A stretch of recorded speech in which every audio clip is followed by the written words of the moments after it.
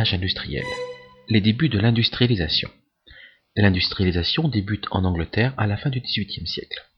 Elle se diffuse rapidement partout en Europe, sauf l'Europe du Sud qui reste en marge. L'industrialisation valorise une nouvelle source d'énergie, le charbon.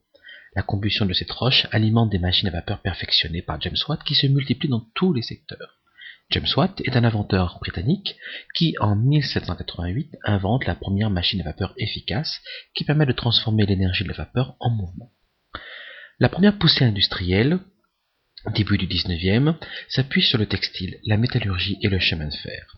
Elle connaît une seconde poussée à partir des années 1880 en Europe et aux États-Unis, qui repose sur des sources d'énergie nouvelles comme l'électricité et le pétrole, qui alimentent de nouveaux moteurs, dont le moteur à explosion.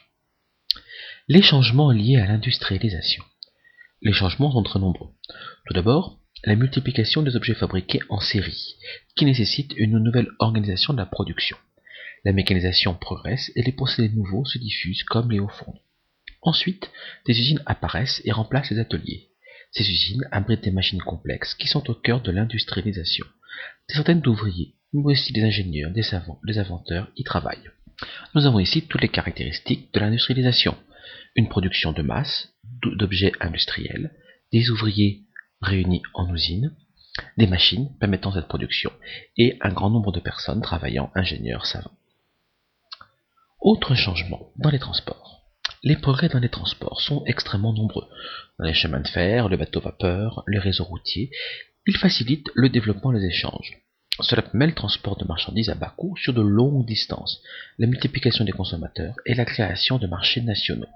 Ainsi, ces changements dans les transports sont nécessaires pour accompagner ce phénomène d'industrialisation. Voici un extrait d'un film de Jean Renoir tiré du livre d'Émile Zola, La bête humaine, en 1890. Vous voyez fonctionner une locomotive à vapeur avec ses deux cerveaux, le conducteur et le chauffeur.